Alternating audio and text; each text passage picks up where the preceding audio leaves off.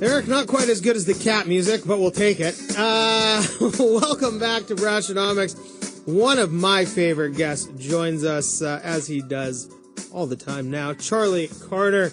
Charlie, how are you, man? I am well. Thank you, Mr. Brashen. Glad to be here again. Well, it's good to have you, and especially with a history in construction and now having HomeBridge Builders here in Seattle. Yep.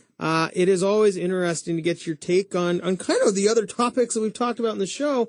And, with what Ryan had mentioned, there's a lot of different loan programs that people fit in, the sexy box, I just called it. Exactly, yes. And, maybe something that a lot of people think is a little bit more enticing than a loan is going to be kitchens, because everybody spends a lot of time in kitchens. It's summer and everybody spends time in kitchens. I don't know why. Well, it's the heart of the home. It's, where it all revolves. You spend 80 or 90% of your wake home time there or very close to it. If you're home and you're awake, that's where you are. Especially with the great room appeal, it's kind of all an extension of the kitchen. Well, the great room and then the outdoor space, like we talked about last week, and how that evolves out of that, but it all still spins out of the kitchen. That's the main spot. Yeah. So tell me a little bit about, when you have kitchen design and kitchen details, it's kind of that same thing. I mean, certain kitchens are going to work well in some houses, maybe not as well in others. Is that a process that you start people with when they start thinking kitchens? Well, yeah, typically the first thing is you get the call and like, hey, we want to remodel our kitchen. Okay, well, what's wrong with your kitchen? What does it not do for you now that you want it to do? Or what does it not do well? And then the guy goes, I don't know, my wife said to get a contractor to remodel the kitchen. And that can be it, absolutely. So, what are the issues with the kitchen? What are the problems we're trying to solve? Is it too small? Is there not enough storage space? Is there not enough countertop to prepare? Is there not enough room to seat the number of people at the table we want to seat? Or is it, like we talked about, just old and ugly? We talked about that before. It's plenty big. It works okay, but it's just old and tired and it just needs to be updated. So you have to kind of find out what the problems are with it. And then once you do that, then you can dive in on design. Is it just sort of fix it up, make it new and updated and cool looking? Or do we need a wholesale change out functionality? This thing just doesn't work and we have to make it work. So you have to find out those issues. And then Mr. Leopold, now that's a great name right there, was talking about earlier, what are the packages that are right for people? What's right for them? How much do they want to spend? Do they want to spend $100,000 on a kitchen? Do they want to spend 60 or 50 or 30 or 40? And so you have to figure out what's wrong and then try and find a solution and then have that match a budget. Are they financing? Are they refinancing? Are they paying cash? Are they divesting, investments? How are they going about that? So we do a lot of the same kind of things, whether it's going to be self-funded or combination. Plus then what are we trying to pay for? Not buying a house, but we're buying a kitchen or a renovation or remodel. So it's all over the place, but it's the right way to go. Well, I really like how you start that conversation. What is the problem? And it doesn't necessarily have to be a problem. It's, what would you like to be nicer? I mean, what functionality isn't working for you? And then there's so many solutions, right? Yeah. I mean, the amount of solutions is I guess endless. I mean, the amount of combinations you could have. The permutations would be basically endless in terms of, you make one decision and then there's 50 decisions that spin off of that. Then you make one of those. And then, so the permutations and the number of decisions. This is the second conversation I've had about permutations today, which is pretty weird because.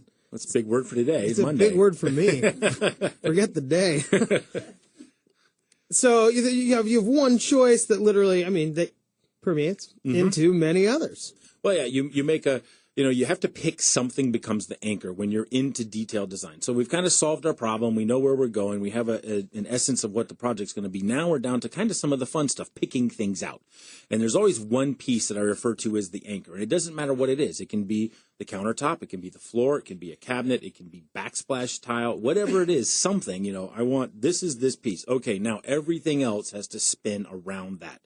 Countertop's got to work with the cabinets, got to work with the floor, got to work with the backsplash, paint colors, all that stuff. But something has to be picked first is the first thing, and then all the other dominoes can fall into place. We've had designers on, and they talk about it could be a vase. I mean, it could be anything. But that's what gives you that ability to make a finite amount of choices. Yeah, it eliminates some of the possible things out there on the planet that you could use. I did a renovation one time that was an over $1 million renovation that was based on the size of a rug. The entire job was based on the size of a rug. He had a rug that was 400 years old, that was probably worth $1 gajillion, and it had to go in this room. So we designed the room around the rug, and then everything else about that renovation then had to tie to that room. I couldn't have a room that was 24 feet long with this giant rug in it, and then this tiny little office, or this tiny little kitchen, or this goofy, weird staircase. So that rug drove an in excess of $1 million renovation. Wow. One thing. That focal point. So when you start looking at a kitchen then in particular, I mean, I guess you're talking about, like, cabinets seem to be a pretty big visual. They are probably the number one component in the kitchen. And then there's so many different styles. You've got framed or frameless. You have, real wood. You have laminates. You have veneers. Then you have raised panel, flat panel. All the choices, how much overlay on the doors, and what species of wood is it going to be, and what finish is on that species of wood, and how then once, you pick out what it looks like now, well, is the cabinet to the left of the dishwasher a 21-inch 3-drawer cabinet or a 24-inch 4-drawer cabinet? I don't know. Someone's got to decide. You're like, I'll build it, but I'm not telling you what you need. No, I will. Okay. We'll talk through that. But someone's got to decide that. I mean, you can't just sort of order a kitchen. You have to order an exact part and piece for every single thing. And so that's all got to be decided at some point prior to ordering. We're here with Charlie Carter, partner with HomeBridge Builders. So, Charlie, we just have about a minute and a half left here before we have to go to break. You say you can't just go buy a kitchen. I mean, I guess that's the layout, right? People might walk through Home Depot or Lowe's like, hey, look, I just bought it.